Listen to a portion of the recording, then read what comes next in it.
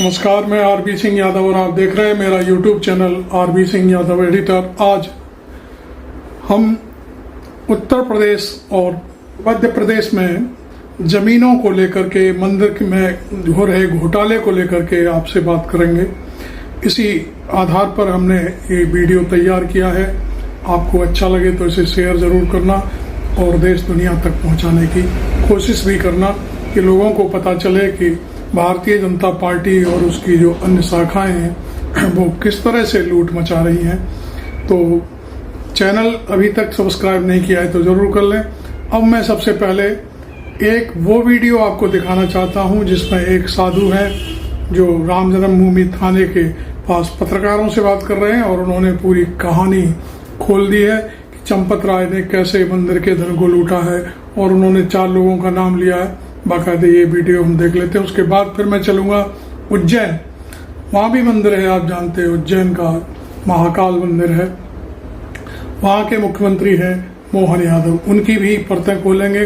और हमसे पहले आज इंडियन एक्सप्रेस ने अपनी पूरी रिपोर्ट उनके कारनामों के बारे में छाप दी है, वो देखेंगे। पहले अयोध्या में जो राम जन्मभूमि थाना है उसमें जो संत हैं और उनके सहयोगी हैं वो क्या कह रहे हैं, देखिए। से संबंधित है, इसीलिए राम जन्मभूमि थाने है।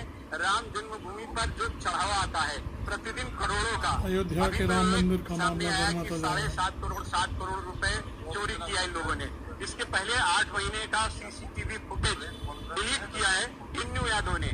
ये लगातार ये काम चल रहा था। से बातचीत इसलिए करते हम हुए अभी जो एसआईटी गठित हुई है इस पर हमें विश्वास नहीं है, क्योंकि 22 में भी इसी तरह एसआईटी गठित हुई थी, उसकी रिपोर्ट आज तक नहीं आई। तमाम मामलों में जैसे पेंडिंग में डालना होता है, सरकार उसमें एसआईटी, सीबीआई, आईबी के हवाले कर देती है, जिससे इतिश्री हो जाए, जनता में भ्रम फैल जाए, हमारी बातें समाप्त हो जाए। लेकिन याद रहे, ये शब्द ब्रह्म है, शब्द ब्रह्म ही नहीं काम करेगा।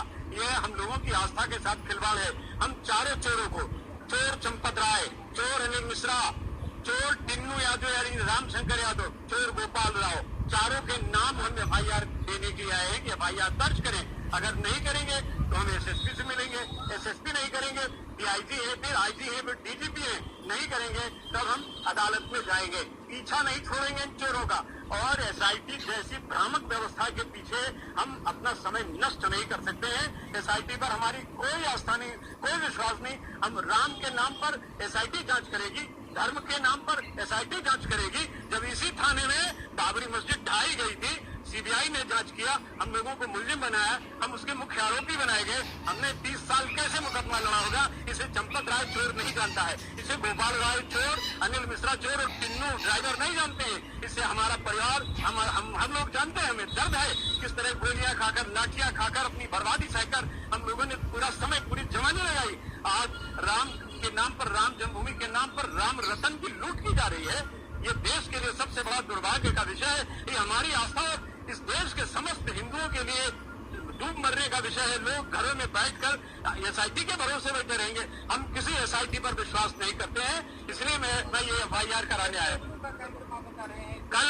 कल माता सरयू को इसी तरह का एक पत्र देंगे, क्योंकि सरयू में कोई संकल्प लिया जाए, कोई बात कही जाए, आज तक जब भी हमने किया है तो निश्चित रूप से पूरा हुआ है। कल माता सरयू को ठीक दोपहर में 1 बजे हम लोग सरयू जी को एक पत्र सौंपेंगे कि इन सभी चोरों का, जिन्होंने राम धन चोरी किया है, सबका सर्वनाश हो जाए। इसलिए कल दोपहर में आप लोगों से निवेदन भी करेंगे। कल भी आप लोग जरूर रहिए, क्योंकि अगर आप बैठ गए तो अयोध्या को ये बाबर, गजनी, गोरी, खिलजी और औरंगजेब की संतानें लूट ले जाएंगे और एसआईटी के नाम पर ये ड्रामा चलता रहेगा। इसलिए ये स्वीकार नहीं है।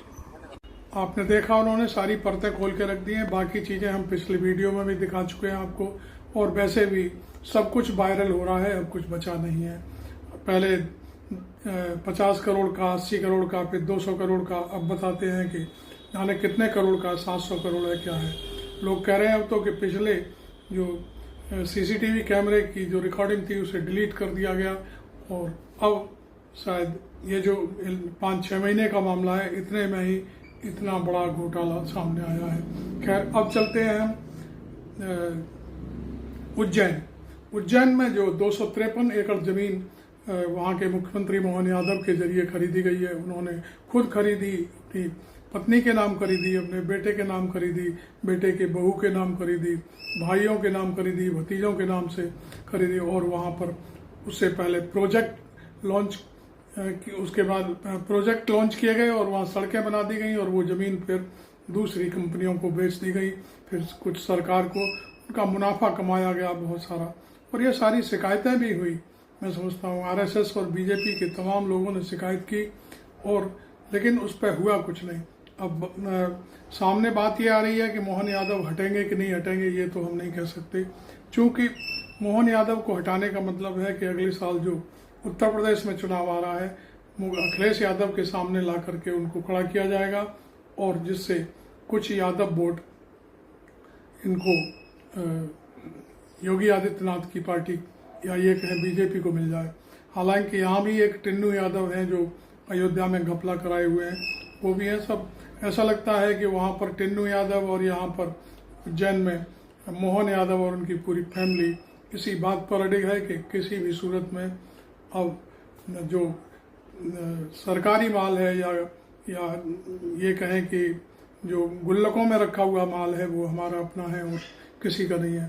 तो बहुत सारी अन्य चीजें हैं, और तो और मैं समझता हूं कि वहाँ के तमाम लोग इस तरह की शिकायतें कर रहे हैं, और शिकायतें पहुंच भी चुकी हैं, और इंडियन एक्सप्रेस ने शायद बात करने की कोशिश भी करी, लेकिन उन्होंने उनकी बात नहीं सुनी। तो अब हम जो हमने खबरें ब्रेक की हैं वो देख लेते हैं। देखिए,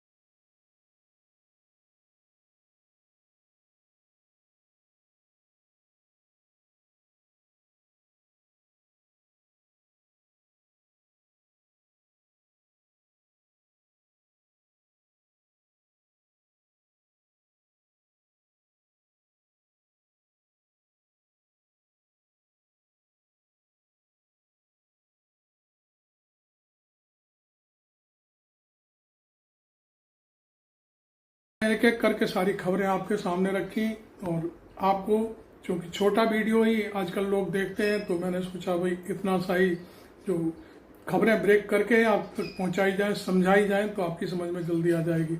थैंक यू वेरी मच। मैं आरबी सिंह यादव।